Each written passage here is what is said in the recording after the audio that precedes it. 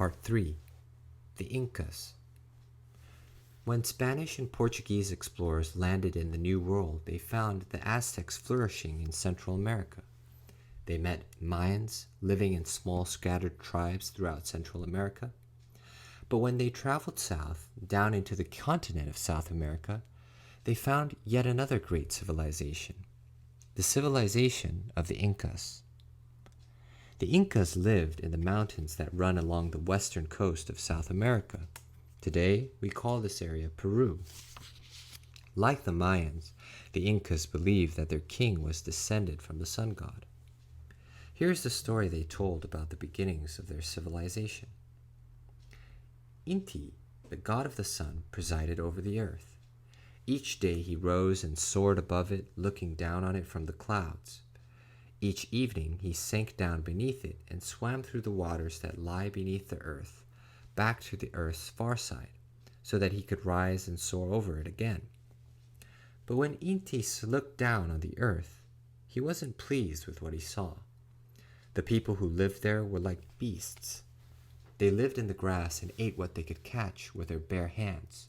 Their hair grew in long, tangled knots. They wore no clothes, and when they met each other, they fought like wild animals.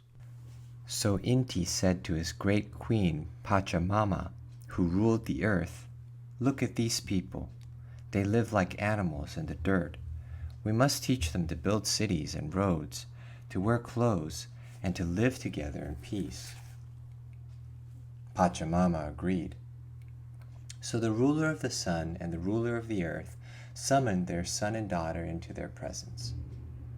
"My children," the sun god Inti said, "we're going to send you down to earth to teach the people who live there how to be civilized.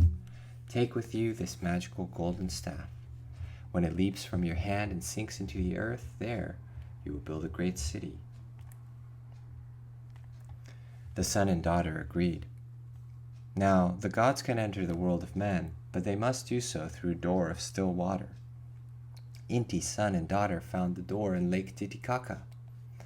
They passed through the door, rose from the lake, and began to walk through the world of men. Everywhere they found hunger, fear, and disease. Whenever they went, they taught men to speak, to build houses, to use herbs and spells to heal their disease, to grow food, to dress and cut their hair. Men began to stand up from the earth and to live as human beings. And Inti's son, Manco Capac, carried the magical golden staff with him everywhere they traveled. One day, as they walked through a fertile valley, the golden staff leapt from Manco Capac's hand and sank deep into the earth. "Here is where we must build our city," Manco Capac said to his sister. So they began to build. Soon men came from all around to live in this city, built by the gods themselves. They named this city Cusco, and the sons and grandsons and great-grandsons of Manco Capac, son of the god Inti, sat on the throne in Cusco until this day. Cusco was the capital city of the Incan Empire. This story claims to tell how Cusco was built and why the king of the Incas had the right to rule there. Today, archaeologists can see from the ruins of Cusco that it was a great city where thousands of Incas once lived. It had straight streets paved with cobblestones. The houses were made of stone, cut so carefully that the blocks fit firmly together without any mortar. They had very small doors and no windows because the mountain air was so cold. And the city itself is laid out in the shape of a puma, an animal sacred to the Incas. The Incan people never learned to write, and they kept no histories, so we don't know very much about most of the Incan kings. But we do know that an Incan king named Huayna Capac became king of the Incas in 1493, the year after Columbus first landed in America. Huayna Capac ruled over an empire that stretched along the coast of South America for 2,500 miles, almost as long as the United States is wide.